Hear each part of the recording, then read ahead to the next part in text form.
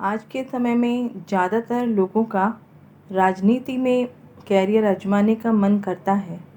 ऐसा क्यों होता है? तो उसका उत्तर बिल्कुल सिंपल है। आज के समय को देखते हुए राजनीति ही एक ऐसा ऑप्शन है जो आपको name, fame, respect, money, power, prosperity सब कुछ दे सकता है। लेकिन ये सब मिलना सभी के लिए इतना आसान नहीं होता जितना दिखता है। आपकी कुंडली के ग्रह नक्षत्र जब तक प्रॉमिस नहीं देंगे तब तक राजनीति में जाना संभव नहीं होगा। मेरे ऐसे बहुत से मित्र हैं जो आरएसएस से जुड़े हैं, बहुत सारी ऐसी संस्थाओं से जुड़े हैं जिनका संबंध कहीं ना कहीं राजनीति से भी है। काफ़ी समय से इनसे जुड़े होने के बाद भी वो राजनीति में अपना कैरियर नहीं बना पाई। तो सबसे पहले हम यह समझते हैं कि जब तक आपकी कुंडली के कुछ भाव, कुछ ग्रह, कुछ राशियाँ और दशाएं जब तक आपको सपोर्ट नहीं करेगी तब तक आप राजनीति में नहीं जा सकते। राजनीति के करियर के लिए हमारी कुंडली में जो योग होने चाहिए, सबसे पहले हम उन्हें समझते हैं। उसके बाद उन सभी योगों को कंगना रणावत की कुंडली में अप्लाई करेंगे, जो हमारी पिछली वीडियो का शेष भाग है। इसके लिए जो ज़रूरी भाव है वह है हमारा लग्न, second house, third house, fourth house, fifth house, sixth house, seventh house, ninth house, 10th house और 11th हाउस। फर्स्ट हाउस आपका खुद का व्यक्तित्व है, आपकी लीडरशिप, आपका विजन, आपका सोशल स्टेटस, आपका फिजिकल अपीयरेंस। सेकंड हाउस आपकी वाणी को शो करता है, आप पब्लिक को किस तरह से इम्प्रेस कर सकते हो।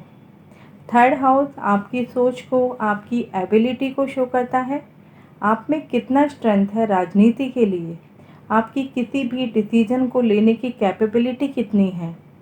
फोर्थ हाउस आपको जनता से जोड़ता है, जब तक जनता का साथ नहीं होगा तब तक आपको वोट नहीं मिलेगा, सपोर्ट नहीं मिलेगा, क्योंकि यह चुनाव का भाव भी है।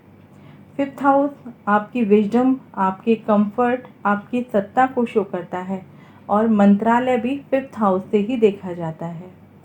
सिक्स्थ हाउस कंपटीशन का होता है, सर्विस का होता है, लिटिगेशन का होता है। साथ ही यह जो भाव है यह शो करता है कि आप सर्व करोगे या सर्व करवाओगे। नाइन्थ हाउस आपके जीवन की यात्रा में आपका लक हमेशा साथ होता है, एक मेंटर के रूप में, एक गुरु के रूप में। आपकी नेतृत्व करने की क्षमता कितनी है वो सब नाइन्थ हाउस से देखी जाती है, क्योंकि नाइन्थ हाउस प्रशासन का भाव भी है। 10th हाउस आपका कैरियर है, आपका कर्म है, पब्लिक फेम का भाव है, रूलरशिप का भाव है, जिसके कारण आप अपने जीवन में कुछ अटेन कर पाते हो, कुछ अचीव कर पाते हो। 11th हाउस किस तरीके की सरकार होगी, केंद्र सरकार, राज्य सरकार, संसद या कोई भी पार्टी का भाव होता है। जो प्लैनेट राजनीति के लिए ज़रूरी है वह है सूर्य, चंद्रमा, गुरु, राहु और शनि। सूर्य ज्योतिष में सोल को रिप्रेजेंट करता है। सूर्य के अंतर्गत गवर्नमेंट आती है, एडमिनिस्ट्रेशन आता है, पावर, लीडरशिप सभी कुछ आता है। अगर आपकी कुंडली में सूर्य की स्ट्रेंथ अच्छी है तो आपके पास पावर होगी, अथॉरिटी होगी। चंद्रमा किसी भी व्यक्ति के माइंड को रिप्रेजेंट करता है। आपकी डिसीजन लेने की कैपेसिटी चंद्रमा से ही आएगी। जनता के साथ आपका रिलेशन कैसा होगा, उसी हिसाब से आपको वोट मिलेंगे। चंद्रमा की स्ट्रेंथ को देखना बहुत ज़रूरी है राजनीति के लिए। उसके बाद देखा जाएगा जुपिटर। जुपिटर नॉलेज है उस परिस्थिति की जहां आपको तुरंत समझना होगा कि क्या करना है। जुपिटर समाज में एक स्थान देता है, सम्मान देता है, रिस्पेक्ट देता है। इसकी स्ट्रेंथ को भी कुंडली में देखना बहुत ज़रूरी है। राहु की अगर बात करें तो राहु का राजनीति में बहुत बड़ा और मेजर रोल होता है, क्योंकि राहु मैनिपुलेशन को रिप्रेजेंट करता है। राजनीति की राहु है। अगर राहु स्ट्रांग होगा तो राजनीति में आपका फ्लैग केतु फहराएगा। शनि भी राजनीति के लिए मुख्य ग्रह है। एक्चुअली शनि केवल राजनीति के लिए ही नहीं होता, हर तरह के कैरियर के लिए इम्पॉर्टेंट है, क्योंकि ये मेहनत करवाता है, कर्म करवाता है, और आपके जैसे कर्म होंगे वैसे ही फल शनि आपको देगा। राजा से रंक और रंक से राजा शनि ही बनाता है। शनि की स्ट्रेंथ भी आपके पिछले और वर्तमान कर्मों पर निर्भर करती है। अगर हम राजनीति के कैरियर के लिए मुख्य राशियों की बात करें तो कर्क राशि, सिंह राशि, धनु राशि, तुला राशि और मकर राशि मुख्य रूप से देखी जाती है। कर्क और सिंह राशि चंद्रमा और सूर्य की राशि है। इनके बिना राजनीति का कोई मतलब ही नहीं है। धनु राशि और मकर राशि सरकार को रिप्रेजेंट करती है, मंत्रालय को रिप्रेजेंट करती है या डिसिप्लिन को भी शो करती है। धनु राशि गुरु की है और मकर राशि शनि की है, तो ये दोनों राशि जुपिटर और शनि के प्रभाव के कारण मंत्रालय को, मंत्रियों को दर्शाती है। तुला राशि बैलेंसिंग राशि होती है। समाज में संतुलन कैसे बनाया जाए वो तुला राशि से देखा जाता है। तो ये थे कुछ भाव, कुछ राशियाँ और ग्रह जो राजनीति में कैरियर के लिए इम्पॉर्टेंट होते हैं। राजनीति के लिए कुछ एस्ट्रोलॉजिकल पैरामीटर्स भी बहुत ज़रूरी हैं जो किसी व्यक्ति विशेष की कुंडली में बनने जरूरी हैं।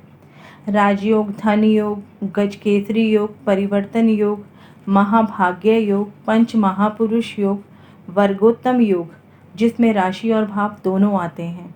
ये कुछ ऐसे महत्वपूर्ण फैक्टर हैं जिनका आपस में संबंध होना बहुत ज़रूरी है।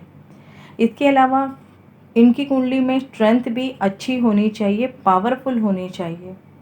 अब इन सभी फैक्टर्स को हम कंगना राणावत की कुंडली में अप्लाई करते हैं।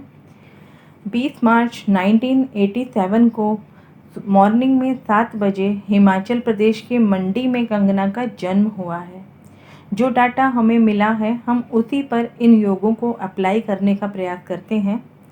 मीन लग्न की कुंडली है और लग्न में ही स्वराशि गुरु पंच महापुरुष योग बनाकर स्ट्रांग है। साथ में 6 लॉर्ड सूर्य और राहु भी है जो लग्न को स्ट्रांग बना रहे हैं। यहाँ गुरु दशमेश भी है और यह गुरु पंचमेश चंद्रमा को देख रहा है नवम भाव में। चतुर्थेश बुध एकादशेश शनि की राशि और राहु के नक्षत्र में है। पंचम भाव पर नवमेश मंगल की सेकंड भाव से दृष्टि है और पंचमेश चंद्रमा पर नवमेश मंगल की भी दृष्टि है। पंचम भाव और पंचमेश पर लग्नेश दशमेश गुरु की दृष्टि है जो 6 लॉर्ड सूर्य के साथ है। कहीं ना कहीं कर्क राशि, सिंह राशि, तुला राशि, धनु राशि और मकर राशि, ये सभी राशियां इन्हीं ग्रहों और भावों से संबंध रखती हैं जो कंगना के राजनीति में उच्च पद पर पहुंचने का इंडिकेशन दे रहे हैं। इस समय दशा भी चतुर्थेश बुध की है जो जनता से पूरा सपोर्ट प्राप्त कर रही है। अंतर्दशा राहु की है जो लग्न में बैठकर समाज में कंट्रोवर्सी में भी छाई हुई है और राजनीति में राहु का बहुत इम्पोर्टेंट रोल होता है। बुध में गुरु की अंतर्दशा 2023 के आसपास तक रहेगी।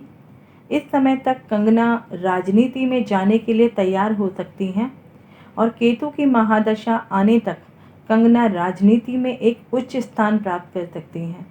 इसमें नवांश कुंडली और दशमांश कुंडली भी देखना बहुत ज़रूरी है।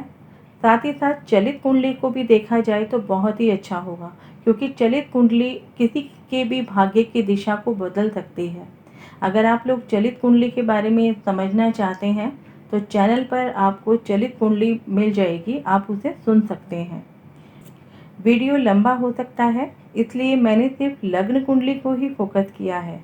अन्य वर्गों में भी आप सेम पैरामीटर अप्लाई कर सकते हैं। जितने भी हमारे ज्योतिष के जिज्ञासु मित्र हैं और जो ज्योतिष सीख रहे हैं उन्हें इस वीडियो में बहुत कुछ सीखने को मिला होगा, तो कमेंट्स करके ज़रूर बताएं। आपका कमेंट मेरे लिए बहुत इम्पोर्टेंस रखता है। साथ ही वीडियो को लाइक ज़रूर करें। मिलते हैं फिर किसी इंटरेस्टिंग टॉपिक के साथ। तब तक अपना ध्यान रखें। धन्यवाद। जय हिंद, जय भारत।